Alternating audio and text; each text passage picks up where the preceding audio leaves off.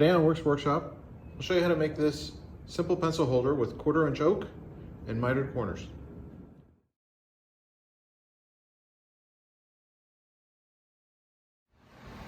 We have some leftover stock that's just the right height, 4 inches, for us to make our pencil holder. The only thing is this is 3/4 inch stock, so we're going to have to mill it down to 1/4 inch. We're going to do that on table saw. Using the miter gauge on my saw, I've set up an auxiliary fence and put a stop at 2.5 inches and a line at 4 inches. So I'll cut the 2 pieces to 2.5 and then the 2 pieces at 4 inches to create our pencil holder. Then later we'll trim it down to 1/4 inch using a jig.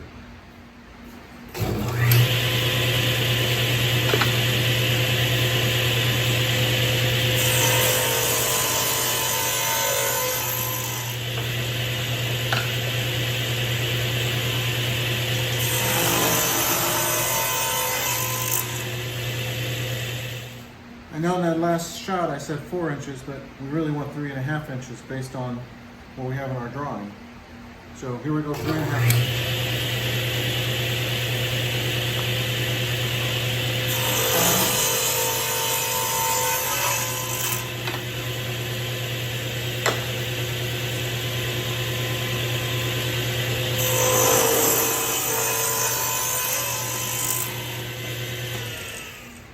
I've set up a simple jig to hold our oak in place when we run it through the blade.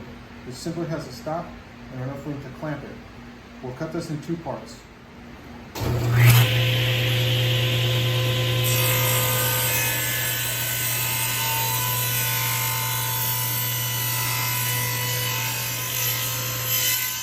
You'll notice now that I've added a wedge at the top of the cut.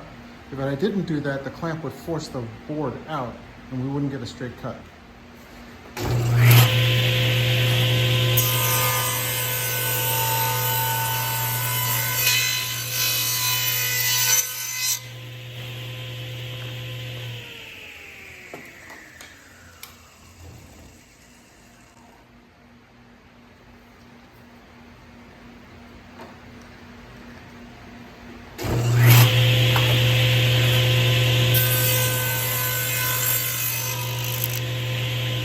On small pieces like 1/4 inch thick stock, a chamfering bit works really well to get us our miters.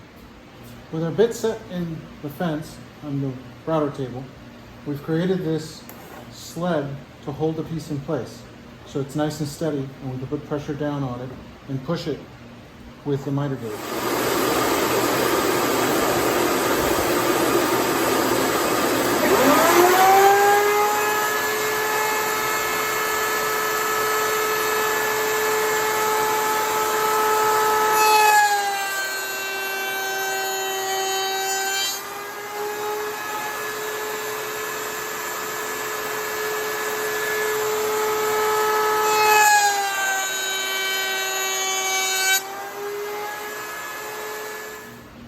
I used a little bit of masking tape to hold it all together, but you can see that our miters are nice and tight all throughout the length. With our fence adjusted for a straight cut, we've changed the bit on our router for a 1/4 inch bit. We're going to cut a groove into each of the pieces to accept the bottom of the pencil holder. Let's do a test cut and see what that looks like.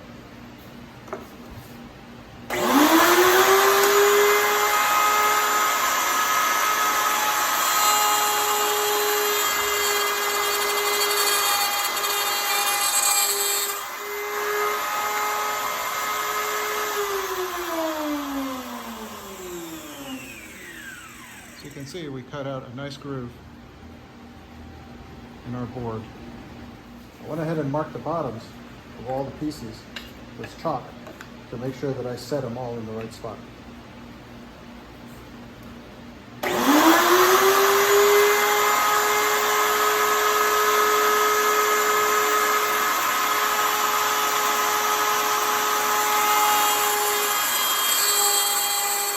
A little bit of sanding to get rid of the tear out, and we should be good to set the bottom. Now we have to cut a groove in the center to hold the divider.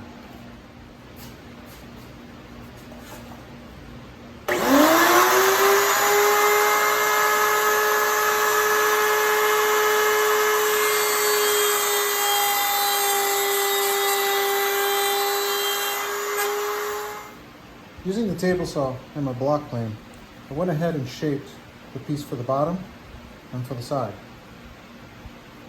Or I should say for the middle divider. Some of these are still a little tight.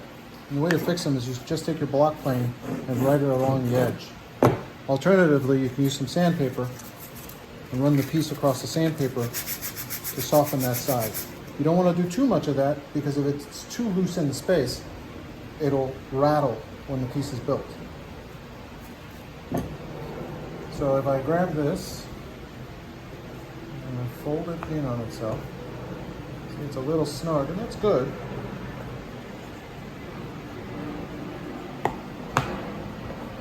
And we get our bottom into place. Now, you'll notice that I'm using some blue painter's tape to hold everything together. And that's actually what we'll use when it comes time for the final glue up. And I did the same thing with this piece. I used the block plane, did a little bit of fine tuning for the edge, and got it so that it fit into the hole. Now, it's a little proud of the surface, but that's okay because we're going to end up sanding this as a block once it's glued up.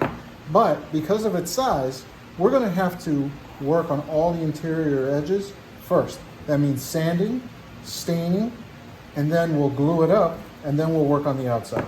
So let's get to sanding.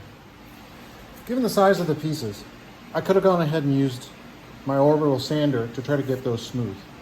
Or what I've done and decided to do is just take the sheets of sandpaper, lay them on my table, and just run the pieces across the top. That does two things. One is it'll get them nice and flat, but it's a real quick way to sand them down without having to take out the machine and the dust collection. We'll do this to all the inside surfaces. This is 120, 150, and then down to 220. And then we will go ahead and stain the interior and let that dry before we glue everything up.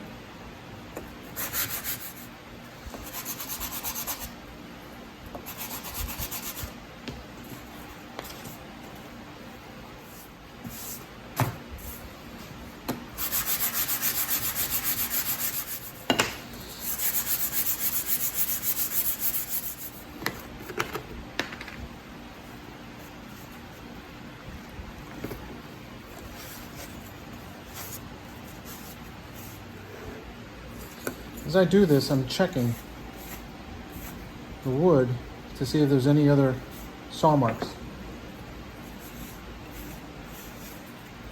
This is the perfect time to see them as the grain gets contrasted with the fluids. We'll get our stain and we'll stain the inside. We'll avoid doing any of the glue surfaces because if we put stain on those, the glue won't adhere. I'm going to use our gun stock to match the other piece we recently did. And it's an easy wipe on process. I'm not going to do the edges because those get glued. And there you have it, all the pieces stained.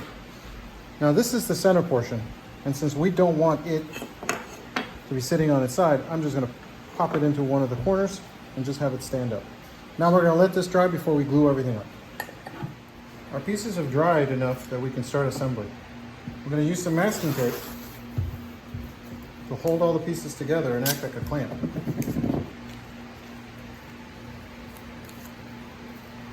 So we'll lay a piece down in the center.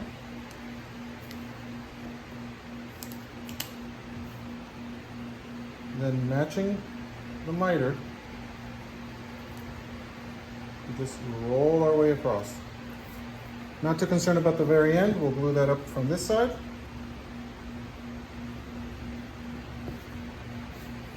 Now I'm just going to do a test fit to make sure that our pieces fit. That one fits there, that one fits there, that's good. Does the bottom fit? Yes. That's awesome. All right.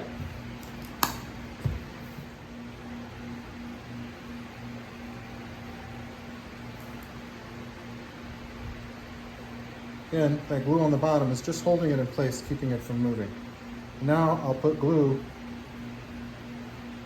on our miters, and I'll use this brush to spread everything around.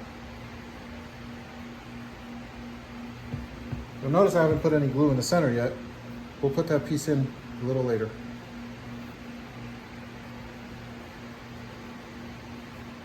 I usually wait until my brush is saturated before adding any more glue, because it'll probably catch a lot more glue in the process. Clean up whatever has gone over, because I don't want to have to fish for it inside. All right, let's see what happens. Our bottom.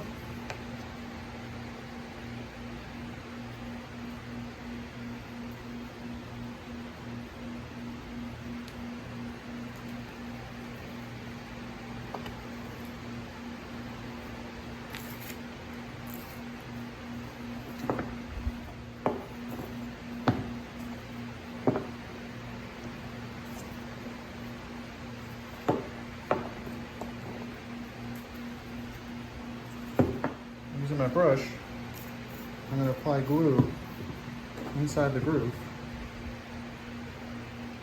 to the centerpiece.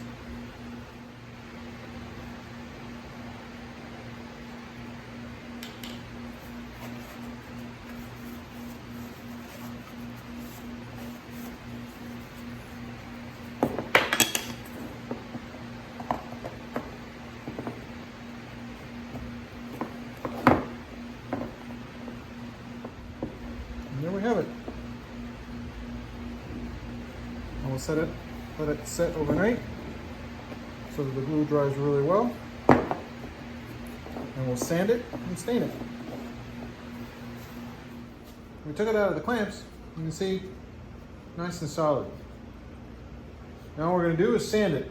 We're going to do the same technique. We're going to use the sheets flat and just roll it across.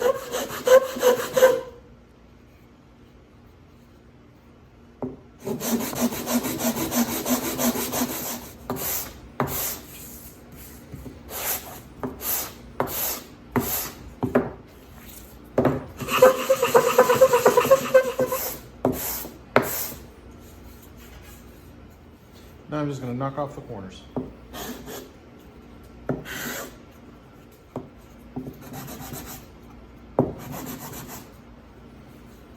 There you have it. Now we'll blow some air over it, get it cleaned up, and get it ready for stain. As usual, use some mineral spirits to clean up the surfaces after all the sanding. Now you'll notice that it has a new bottom. I looked at the piece and some of the details I didn't like so much, so I made up a nice piece of veneer. Went ahead and glued that in. So now what we're going to do is do some staining. Since we want to stain the bottom and we've already stained the inside, we'll just set that up so we can have it just stand up on its own. Let's first do this top. Now this is end grain, so it's going to absorb really quickly.